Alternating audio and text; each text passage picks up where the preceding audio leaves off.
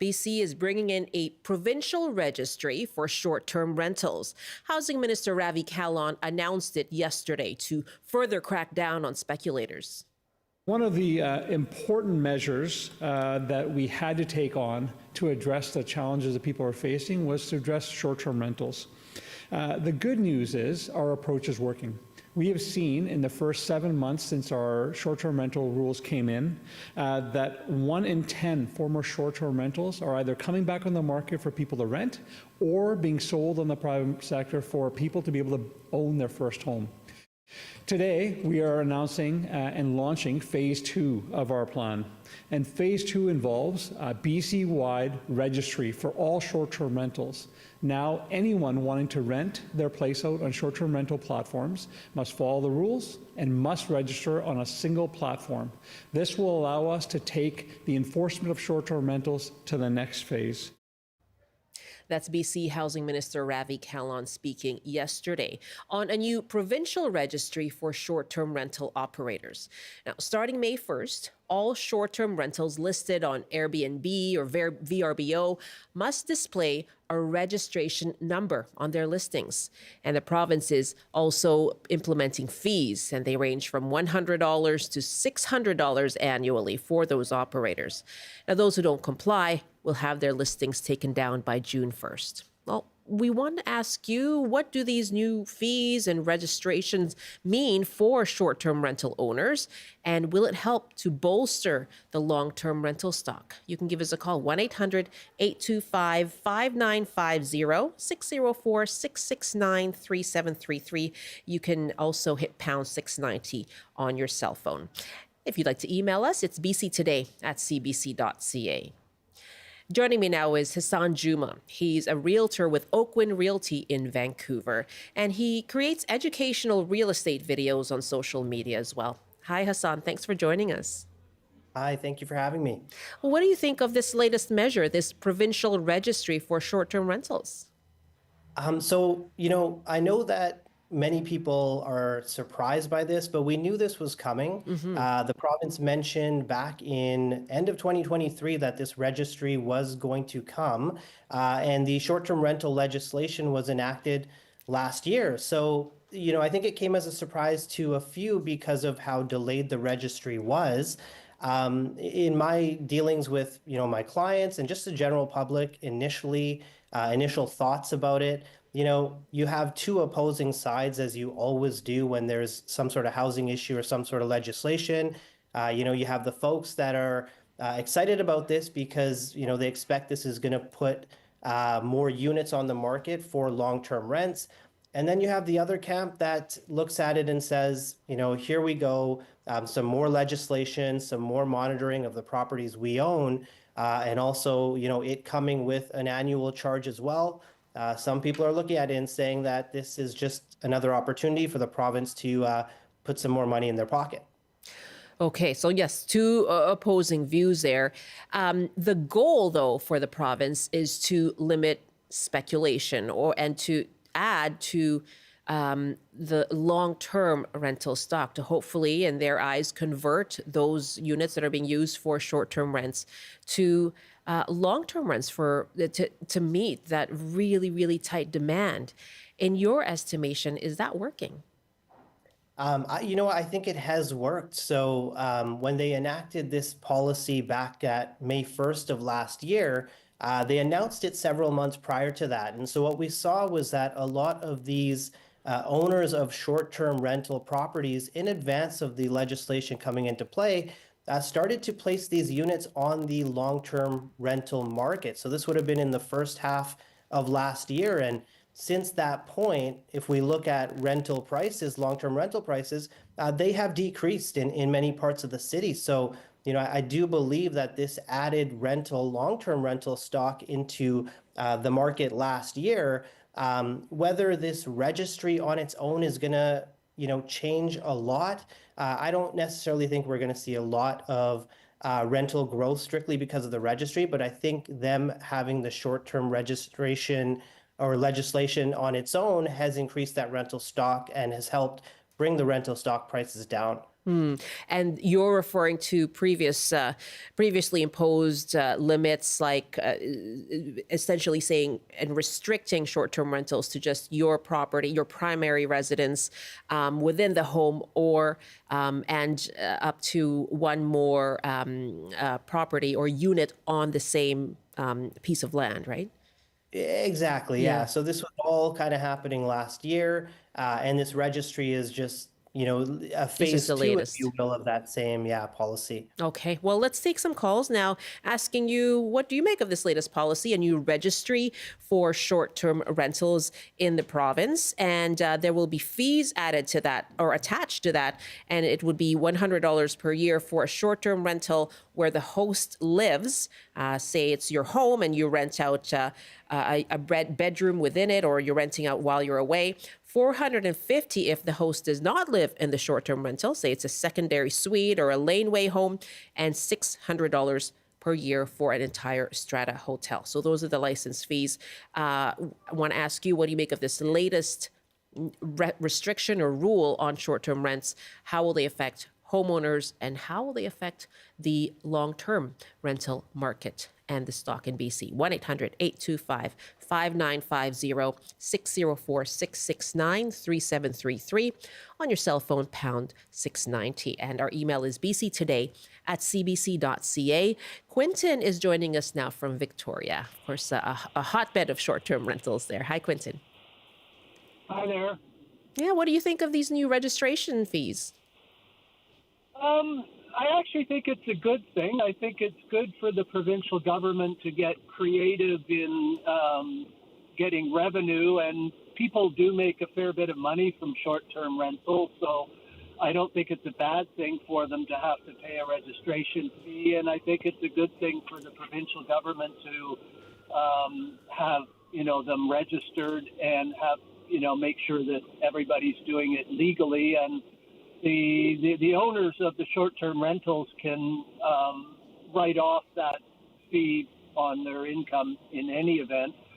And I actually do think that the crackdown on short-term rentals has helped the long-term market, because I'm actually a property manager, and we've noticed a softening in the rents for long-term rentals. And so, all in all, I'm not always in agreement with everything that the provincial government does, but I think they're on the right track in this regard. When you say softening, do you mean in demand, Quinton? Not as many people lining up to apply for units?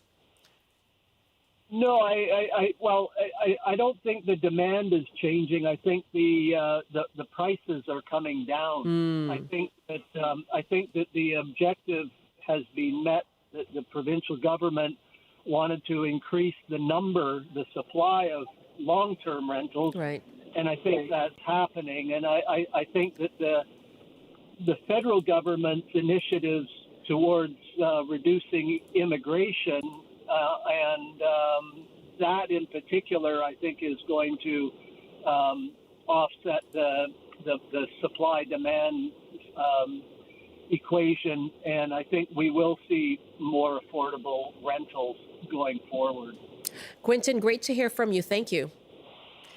Welcome. That's Quinton in Victoria, and my guest is Realtor Hasan Juma. What are you hearing then from, in your dealings with potential home buyers? How much of a consideration is the potential for short-term rentals now? Then we know, there was a time when it was like, this is something I can do. I'm actually buying a property or a condo to be able to put it on Airbnb, and at the same time, watch the price of that home, the value of that home go up. Are you hearing that still being a consideration in purchasing? You know what? Not at all. So I would say that with a lot of these condos, for instance, a lot of these condos, these stratas, they already had their own rules in place, not allowing for short-term rentals even prior to this legislation. So, you had select buildings, let's say 8 to 10 of them downtown Vancouver area, where you could actually do these short-term rentals. And so they already had those restrictions in place. This just obviously added more of a detractor to that. And so talking with clients, I always tell them, you always want to work the numbers from a long-term rental scenario, because even if you can rent short-term now, they can pull the rug out from under you, the strata can change the rules, and you're gonna be shifting to long-term. So it's a very small number that are looking for these, short-term rental condos that they can use as investment. Let's take another call in Central Saanich now, and Rob is joining us. And you run an Airbnb yourself, Rob? Yeah, my wife and I do. Actually, my wife more than me. And the problem I'm looking at is we conform completely with the BC regulations. It's a suite here. We rent it out. We only want to do it part-time because we want to use the suite for family and friends to come and visit. Right. And we're totally legal with the BC government, but Central Saanich is the only area in the peninsula here that bans short-term rentals. So we're going to have to shut it down in a few months. And it's for the municipality? Yeah, municipality of Central Saanich doesn't allow them. Sydney does, North Saanich, Victoria, but not Central Saanich. And the thing is, too, as I mentioned, we've had 2 nurses stay here because they need furnished accommodation. They came from Saskatchewan. I call them contract nurses. Right. They go work at the local hospital. But if they don't have a furnished rental, they're not going to come. And half the nurses, I'm told, at that hospital are contract nurses. So that's going to impact, and plus the business that all the B&Bs furnish for local businesses, Bouchard Gardens, and that they won't be able to stay here. And other accommodation is way too expensive for people that want to maybe save a bit of money, stay in a B&B. So that's my problem. It's local. Yeah. And so here you have essentially the local municipality going even further. When does this come into place, Rob? Well, the BC government requires license, and you have to be licensed. And what it says is, if you're okay with us, that's fine. But your local government has to agree on having BC legal short-term rentals. And as I said, Central Saanich says no short-term rentals. They want more rental accommodation, but most people with B&Bs don't want to rent full-time. And you don't? So, no, we don't. I mean, I'm retired. My wife's doing it for a little extra income, and she enjoys meeting all the different people from around the world. But no, we want it empty at times so we can have family Christmas empty, things like that. So, no, we're not going to rent about it. Okay. Rob, thank you so much for your call. Well, thank you for letting me talk to you. These are those some might say unintended consequences, right? That we've heard about people who have to go for medical trips, medical treatments in Vancouver and are traveling or are working as nurses for those shorter term contracts. What are you hearing, Hasan, in terms of that? How do you fill those gaps that short-term rentals have filled so far until now? Yeah, you know what? It's going to be a struggle. There's also people that need accommodations for insurance purposes. They're out of their home for a short period of time. I think it's going to be a struggle to actually provide enough accommodation for these scenarios, right? So, perhaps hotels are going to take on more stays for longer term, kind of that midterm. But I feel like there are areas that have not been addressed by this legislation. And these are all, fair questions to have, how we are going to accommodate different types of people, not just the people that are traveling here, but the people that, as a necessity, need short-term accommodation. What are the biggest questions you're getting?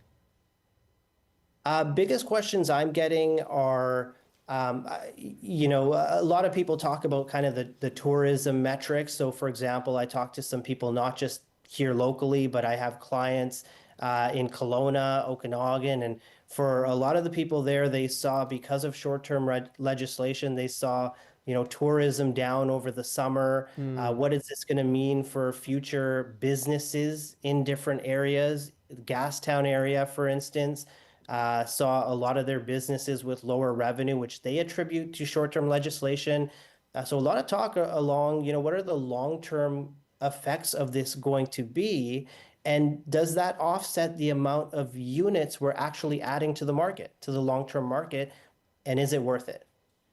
Okay, those are some big questions for you. And I wonder, too, how it compares to other jurisdictions that have similar issues with Airbnb. Yeah, I think if we look internationally, we look into the U.S., for instance, like Airbnb legislation has been enacted in several larger cities, areas of New York as well. And I think it's a bit of it's a learning curve for governments everywhere. Housing crisis is not just a BC thing. This is a global thing in many instances. And so governments are trying to do what they can, but without necessarily having the forward-looking data for what the implications of this, might be on the economy as a whole. In Kimberley, Wendy is joining us now. What are your thoughts on this latest rule on short-term rentals to try and curb their growth and provide more long-term rents, Wendy?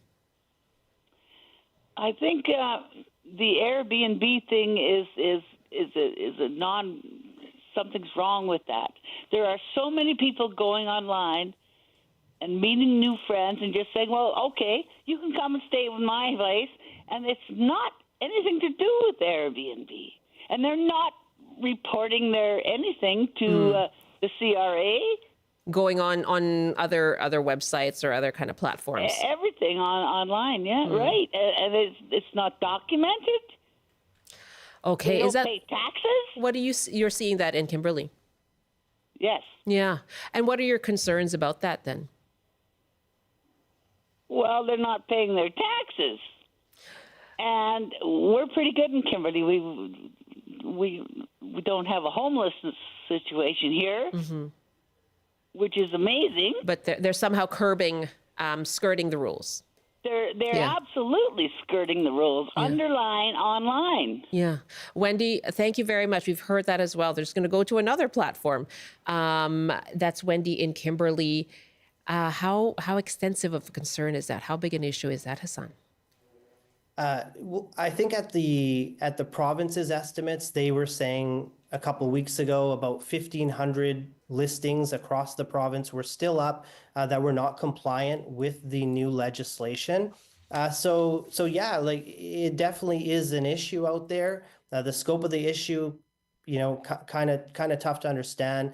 But I do think this registry, will help in that regard. I think, these non-compliant listings, obviously they're going to have to be forced into compliance or they're going to move into the long-term market. So yes, an issue, how widespread, little tough to say. I guess that there's an issue with, you always hear this, right? Even with the municipal fees and registries is enforcement. How are you going to enforce this?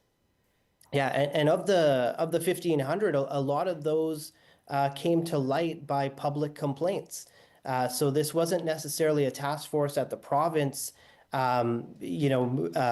knocking doors or anything along those lines, but actually having the community come and contact the province and say, look, we know that this is operating.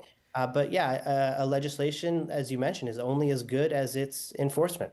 Here's a question for you, and see if you can answer. This is about whether they fit into this rule or the rule applies to them. Dawn asks, will a homeowner with a secondary suite in their home need to register if they are renting for more than 90 days at a time, which is longer than what is considered a short-term rental? And so, given that if a homeowner is listed on Vrbo or on Airbnb, it would be delisted if it wasn't registered. Dawn is wondering where they fall in because they're not technically a short-term rental, but are listed on VRBO for advertising purposes. Okay, so there's a specific example there, yeah. Yeah, good question. So a short-term rental is defined in the province by a rental that is less than 90 days.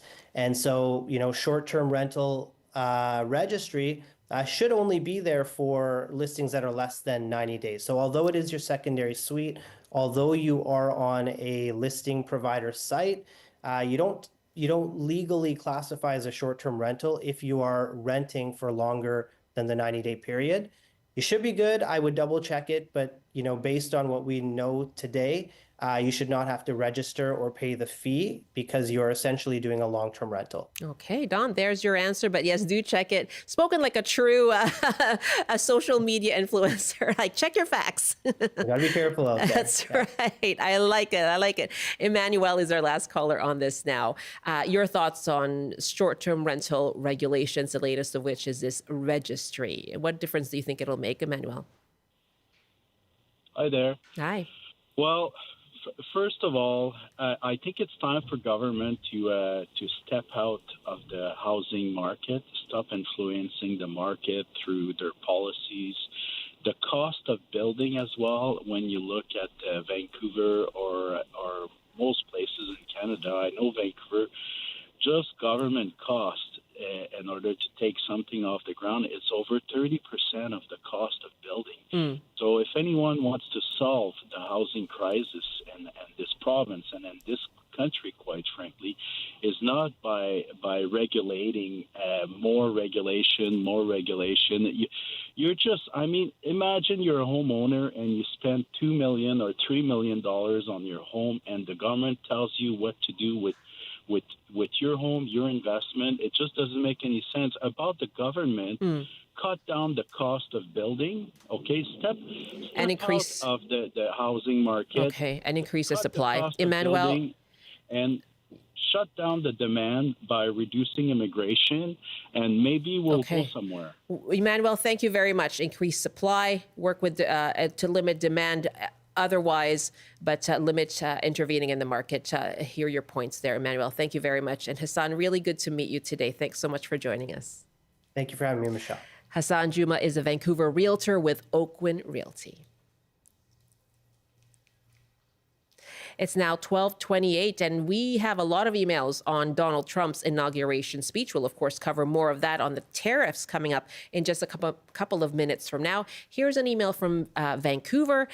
Before he even started on such things as trade, he listed quite negative policies, in my opinion anyway, such as his refusal to recognize other than the, quote, traditional roles of male and female. His position on the borders reveals a number of things, including the no value of his claim that we are flooding his empire with drugs and crooks.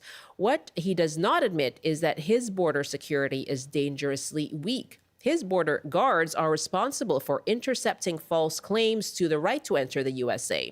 His border guards are responsible for intercepting smuggling, whether goods or dangerous guns, ammunition, or drugs. Trump is forcing us to spend our tax dollars in needless pursuit of his satisfaction. Annika writes, I think the next Trump presidency will be, as Pierre Trudeau said, sleeping with an elephant. Thank you, Annika, for that. That's a speech that Pierre Trudeau gave to the Washington Press Club in 1969. He spoke about what it was like to live next to the United States in terms of Canada doing so. And the quote goes on to say, one is affected by every twitch and grunt. And Anne writes as well, to understand the popular support that led to Trump's election and the beliefs that underlie the policies to come, I recommend people listen to the CBC Ideas interview with historian Kristen Kobes-Dumez. She traces the history of white evangelical power and their influence on American culture in her book, Jesus and John Wayne, How White Evangelicals Corrupted a Faith and Fractured a Nation. As a person who was raised in the evangelical movement, this provides a necessary context to understand the U.S. government. Thanks for your emails. bctoday@cbc.ca. You're with BC Today. We're live on CBC Radio 1, CBC Television, live streaming as well on CBC British Columbia's YouTube page, as well as our streaming service, CBC BC. I'm Michelle Elliott. Thank you for joining us from everywhere, from wherever you are watching or listening to us from. We're going to have live coverage of David Eby speaking to media with his response to the tariff threat. Donald Trump using yesterday when asked a question about tariffs that he thinks February 1st. And so a lot of reaction from politicians today. We're going to hear from David Eby. He's speaking live in Vancouver in just a moment. We'll bring that to you, and we'll take your questions as well. How should BC deal with the threat of tariffs? And we'll have a business professor joining us to take your calls. That's all coming up after this CBC News Update with Michelle Morton. Good afternoon. Here are the headlines from the CBC Vancouver newsroom.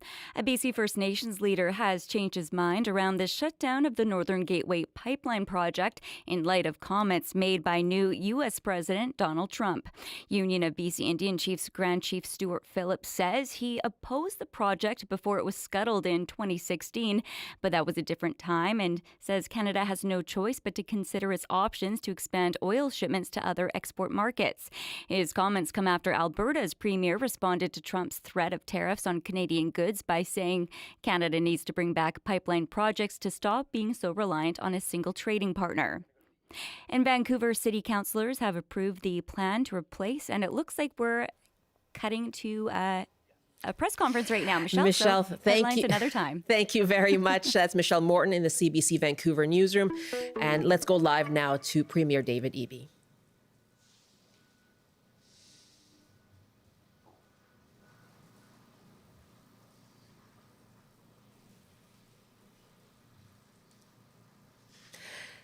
The Premier is just standing in front of the podium right now, and it sounds like he's getting ready to speak, adjusting the microphone there. He is speaking in front of Canada Place in Vancouver and scheduled to take reporter questions on the question of how BC will deal with President Donald Trump's threats of 25% tariffs across the board on goods from Canada and Mexico. Hi, everybody.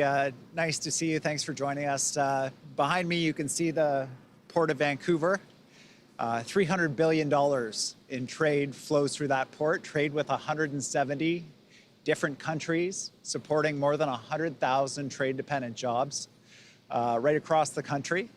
And it's an example of the importance of trade to British Columbia, to Canada.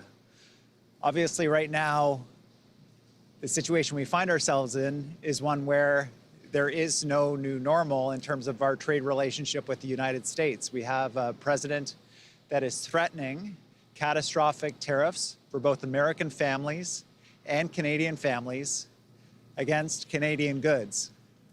And the consequences for that, for British Columbia, would be quite significant and for many people, catastrophic. For many American families as well, they'll see higher prices for goods, things like housing, electricity, and gas at the pump. For our province, the tariffs mean potentially the loss of tens of billions of dollars, more than 100,000 jobs. It is a big deal for British Columbia. And despite it being a big deal for our province is one of the less affected provinces across the country. We're putting on our Team Canada jerseys right now to stand with Canadians right across this country from coast to coast to coast to stand up to these tariff threats. It's moments like these where you have a choice. You can surrender and give up, or you can stand up. And for British Columbia, we're going to stand up. We're going to respond to tariffs. And keep in mind, this is not a fight that we wanted. It's not a fight that we picked. And in fact, we think this is going to hurt Americans as badly as it does Canadians. But we're going to stand up. We're going to support federal efforts to respond with targeted tariffs to make sure that the Americans understand that we will not surrender. We will stand up for jobs. We will stand up for families. We will stand up for people in British Columbia, but right across Canada to make sure the Americans are very clear that Canada is not for sale, that we will respond in kind, and they will feel it. I think it's important to underline for British Columbians who are feeling anxious right now, particularly those that are in trade-exposed industries, to know that your government is working hard for you. We have a three-part plan to respond to this tariff threat. First of all, just that, respond. We're supporting the federal government in direct responses, targeted tariffs at Republican districts to make sure that the party that is bringing these tariffs to us understands why trade increases prosperity in both of our countries, to make sure that we're standing strong with Canadians right across the country. In addition, we're strengthening our economy. Today, I was at the First Nations Leadership Gathering talking with Indigenous leaders about the importance of growing our economy, how we're all working together to make sure our province grows and prospers. And it's the same with industry.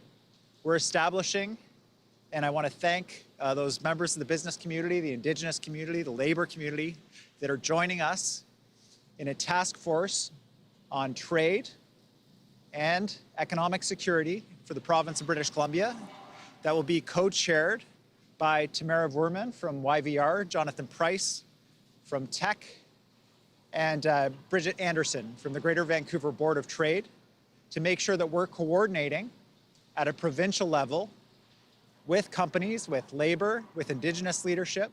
So we're responding as a province, united against these tariffs, to strengthen our economy, to expand our economic growth even in this time of threat, and to make sure that we don't stay in this position of being so dependent on the United States.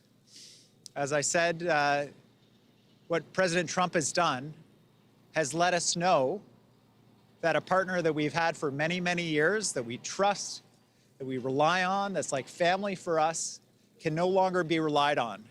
And I, for one, will not allow British Columbia to stay in a position of being dependent on a partner that we can't count on.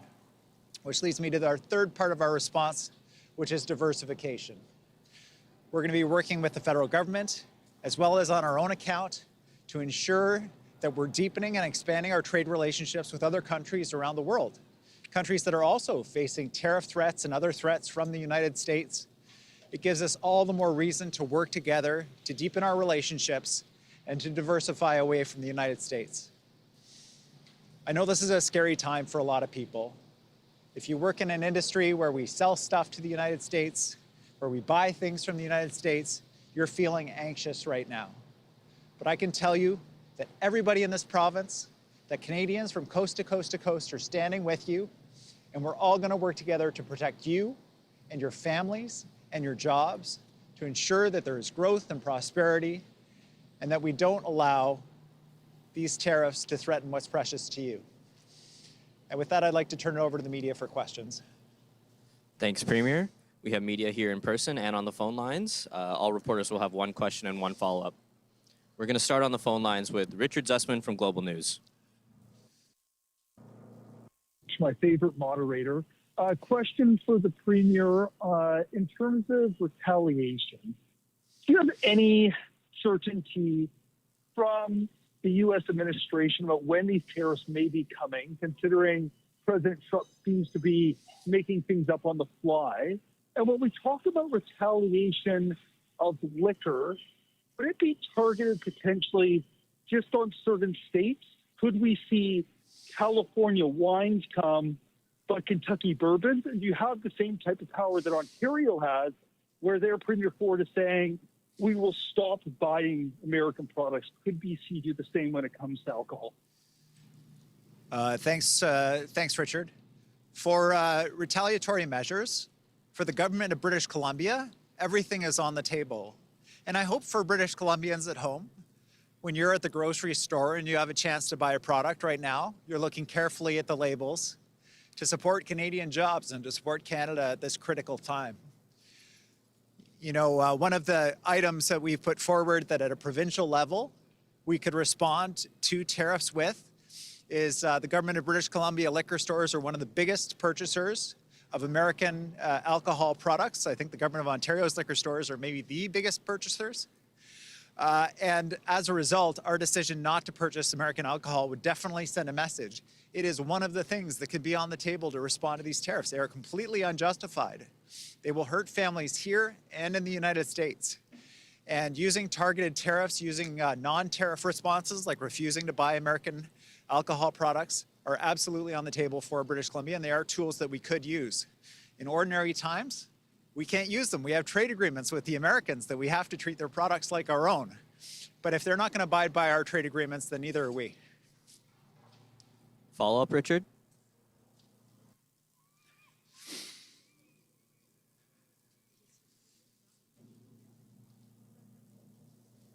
Okay, we'll try and come back to you, Richard, if you're still there. Next, we'll go to Rob Shaw with Check News. Hi, Premier. Just to follow up on that, you had also mentioned the possibility of restricting American companies from bidding on government contracts and maybe even taxing or charging American trucks traveling through our province to supply Alaska. Are those still on the table? Yes, they are. Rob, right now, and I can assure British Columbians and Canadians that we will do our part to stand up for jobs, to stand up for British Columbians, to stand up for Canadians in this time. And we'll do so in a coordinated way with the federal government and with Canadians across the country. anything that we can do at our provincial level. We have unique relationships with the United States in terms of being the connector to Alaska, in terms of being a major purchaser of American alcohol, in terms of our provision of electricity down the west coast of the United States through electricity sales at peak points for them. Anything that we can identify to help Americans understand the integrated nature of our economies and that harm that is done to Canadians is actually doing harm to Americans as well, then we're going to use those tools. And they might be tariffs, which are at the federal government level, or they might be non-tariff tools like the ones you listed, Rob. Follow-up, Rob? Sure, thanks. In 2019, the NDP government closed a number of BC's contracted trade offices in 13 Asian cities. You're talking now about expanding and diversifying into those markets again. Was it a mistake to close our trade offices that were supposed to be doing this work in the interim period? And what have we lost by doing that when we're trying to increase diversification now? Well, Rob, since I've been sworn as Premier, it's been a priority to expand our trade office presence. We've opened new offices in the Philippines, in Taiwan, and in Vietnam. We continue to expand our presence in trade internationally. Unfortunately, we did see the federal government cancel funding for particularly offices around the world that promoted Canadian wood products. It might be a good opportunity for them to revisit that decision and refund those offices. They often work in close partnership with our local trade offices, given the role of the timber industry in British Columbia. It's definitely a time for all governments to look at expanding their presence in other countries to promote products, because other countries will be looking to us as they're also hit by American tariffs. Thanks, Premier. Richard Zussman, if you're with us, we're going to come back to you for your follow-up. Premier, these are questions for a colleague. Two issues here. Will BC amend its distracted driving laws so that gig workers are not penalized for doing their app-based jobs? And on a separate issue, you have said in the past that you would step in and potentially intervene in the governance around Metro Vancouver's board. Now that we've seen this information that some mayors are making more than $400,000 a year, is it time to intervene in some of the governance issues over at Metro Vancouver?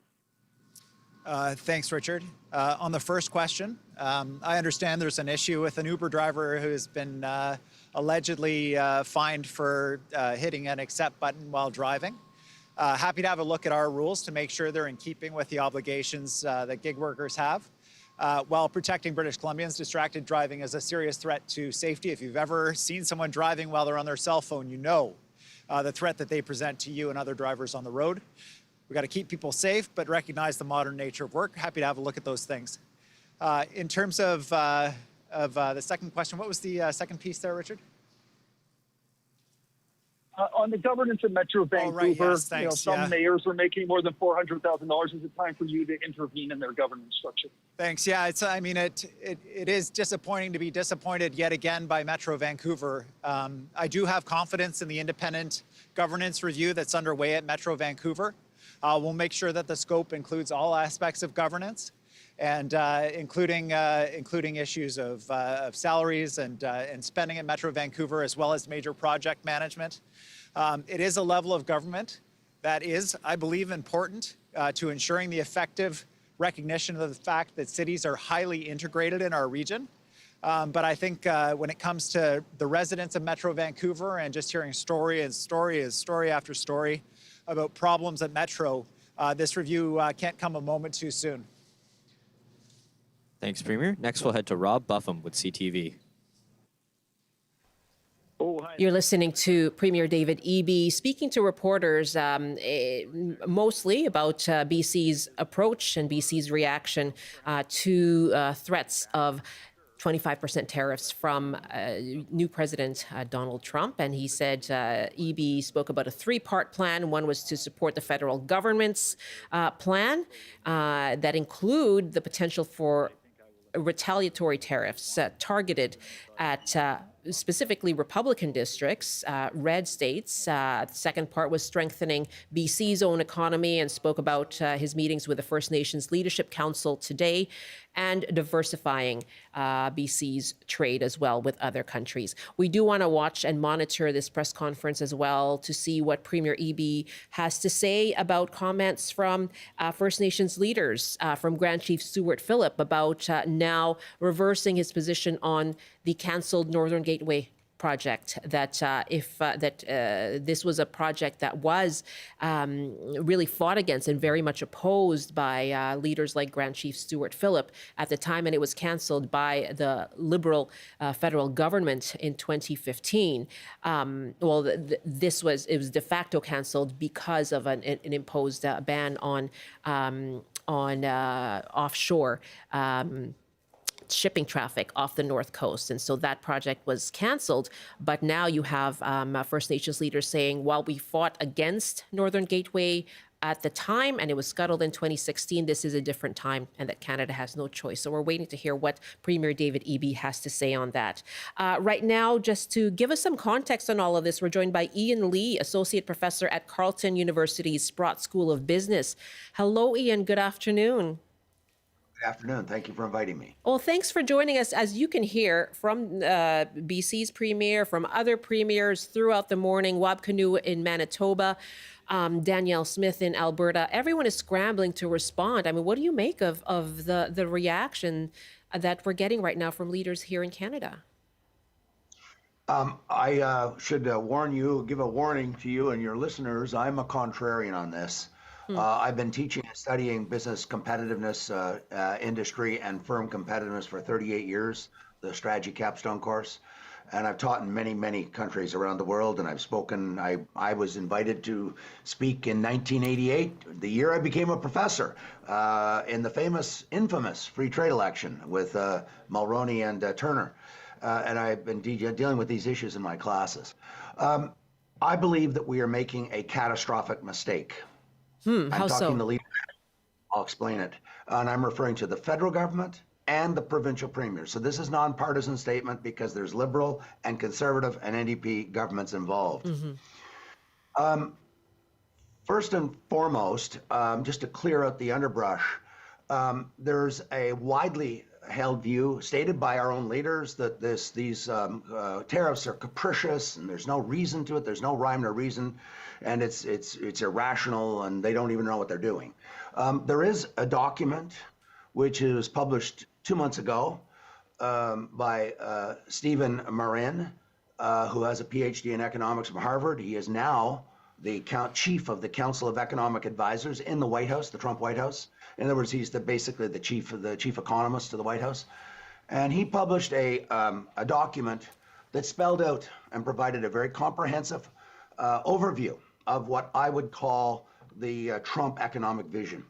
I'm not saying I agree with it. I'm not here to defend Trump. I want to be very, very clear on this. I'm just saying our leadership doesn't even know what the Trump administration is trying to do. And in order to develop an effective policy, you got to do opposition research. It's like NFL football that I follow all the time. You got to watch the other team and study what the other team is up to before you can develop your own strategies and plays. What does it say?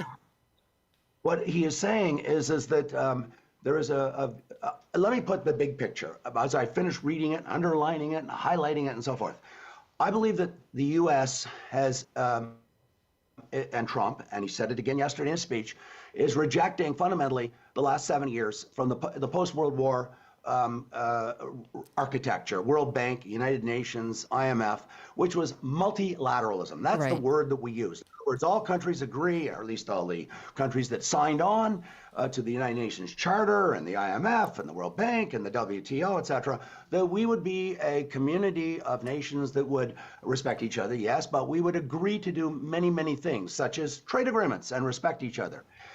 Mr. Trump's view is that other countries around the world took advantage of the United States. We can agree or disagree, it doesn't matter. This is what he believes, and this is what's driving them. And so he said, Trump and the Trump administration are not going to use military intervention as past governments did from 1945 till now, in Lebanon and Grenada and so on. He said they're going to use the economic might of the United States because, and there's a very famous line in this document I'm quoting by the chief economist, where they say, the Trump administration states, it is a privilege, not a right, of foreign companies to enter and sell product into the American market. And so he is using Trump and the Trump people are using tariffs extremely strategically. He says so in the document. This isn't me talking. This is the chief economist saying this. We are going to use tariffs, he said, to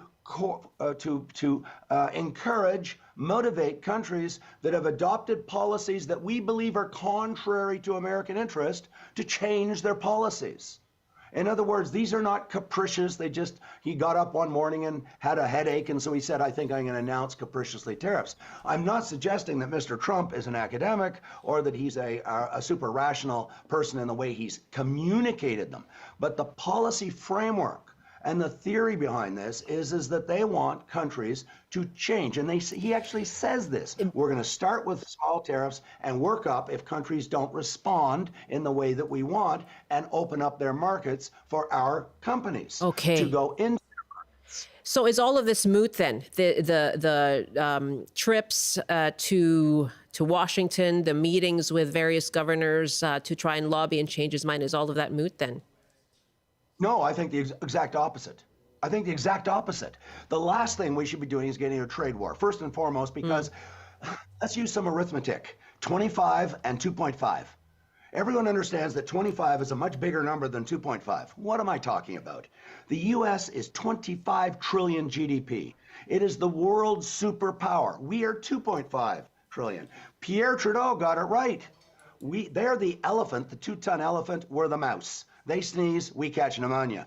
We will get squashed in any trade war because they are vastly more powerful. What we should be doing is, yes, discussing and talking to the governors and the senators. And how about talking to the Trump White House and saying that CUSMA agreement, which is scheduled to be rewritten in 2026, we cannot wait. And you, Mr. Trump, you say you're the deal maker. You wrote a book called The Art of the Deal. We want to do a deal with you. We want to bring CUSMA forward to, how about starting to negotiate next Monday morning? That's what we have to do. We've got to start talking, negotiating a new deal, put everything on the table. What do they want from us? What do we want from them? And that is vastly superior to getting into a trade war that we will lose with 100% certainty. So the tough talk will not be effective. Let's just take a call here from Simone in Surrey. What are your thoughts, Simone, on how we are approaching this? Well, I'm sorry, with your expert, I couldn't disagree with him more. I've been listening as closely as any one person can. He has made it abundantly clear. His sole purpose is to use the tariffs to pay down his debt. He's not only referred that to Canada, he's referred it to Mexico, he's implied it to the UK. There is a reason, we know what it is, and we need to respond accordingly, and we need to do what's best for us. And then when you take how we handled and approached the last tariffs, like in 2016, they were smart, targeted. So, for example, they went after Kentucky bourbon because Mitch McConnell was the House Majority Leader at the time. It impacted McConnell's constituents, so therefore he felt it. So now we had one more person to champion for us. Same with the Heinz ketchup. They went after that because they went after Pennsylvania as a swing state. That is what we need to do. And this, I do have issue with kind of this defeatist attitude that we could never beat Donald Trump. We could never beat these terrorists. Yes, we can. They need us in many ways just as much as we need them. You look at the car industry, you look at lumber. We can do this if we're smart, if we wait to see what he does and then respond. But yeah, to say that there's some clever reason behind that, everything is pointing to the contrary. Simone, thank you so much. Glad to have you weigh in from Surrey. Ian, in our last couple of minutes here, how should we approach renegotiating CUSMA? That is scheduled for next year, but there has been some intimation or some speculation that might happen sooner, and you're saying it now that you're calling for it. How should Canada approach that?